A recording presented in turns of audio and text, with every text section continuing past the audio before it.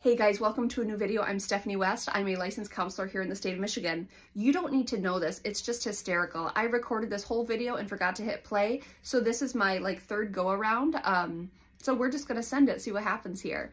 But I'm a licensed counselor here in the state of Michigan. And if you follow along with me on any of the platforms that I utilize, so whether it's the podcast, which is Healing Through Pain, whether it's on Instagram or here on YouTube, which is at West in Progress, whether it's on my personal Facebook page, you know that I'm kind of a staunch advocate in the camp of discipline is really important in our life. It's really a cornerstone for our life.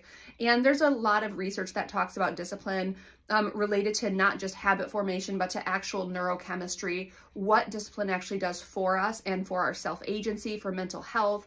Discipline is really, really cool. But one of the things I want to push back against today is that idea of, you know what, I'm just not going to do something today because I don't feel like it.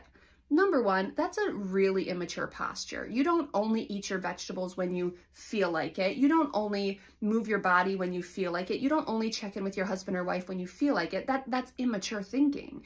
You do it because it's the right thing to do and because the long-term benefits of doing those things, moving your body, connecting with your spouse, eating your vegetables, the long-term compounding effect slants things towards the good. So the I don't feel like it certainly, it's immature.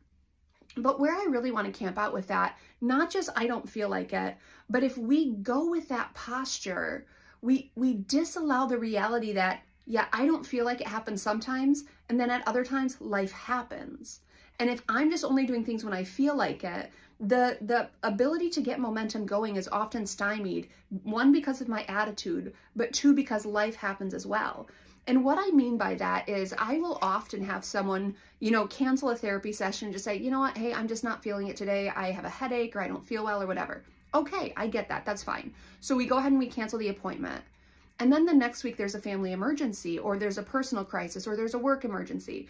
And so now hey, I'm just going to take it easy today, this Tuesday, turns into, okay, I took this Tuesday off and now next Tuesday there's a crisis. And so something that I've prioritized, which is mental health, it now gets kicked down the road 2 or 3 weeks until I can re-engage the habit piece, re-engage the schedule. Life happens. And if we just do things when life's easy and when we feel like it, I really worry that things aren't going to get handled, especially to the best of our ability. We will underperform. We will be underwhelming in what we do.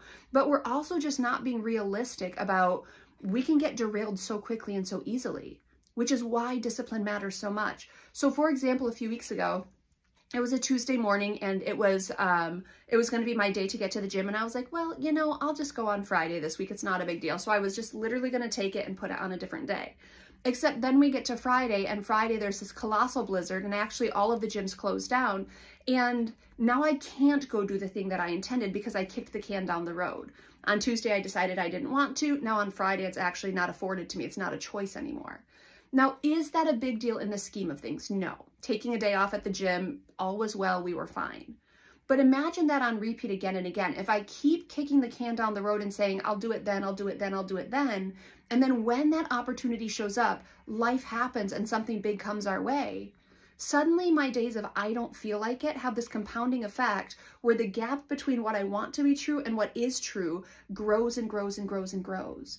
Because I'm depending on a feeling to get me motivated, or I'm depending on a feeling to keep me engaged in my life. Friends, we have to create space for life happens. We will start things and stop things because the life context will shift and we won't be able to execute. But if we stop things and start things because I don't feel like it, I really worry about what that means. Not only is it immature, but the long-term consequences of only showing up when we feel like it, it's certainly going to stymie not only wellness, but it's going to stymie our potential. So I want you to think through when the idea of I want to cancel something because I don't feel like it, when that's your posture, you ask yourself, is this the right thing to do? Meaning, is showing up anyway, in spite of the fact that I don't feel like it, is that the right thing to do here? And if the answer is yes, show up. I encourage you to think through the fact that life happens, and so we have to have flexibility. But if I allow every time life happens and every time I don't feel like it to call the shots, I really worry what that means for us long term.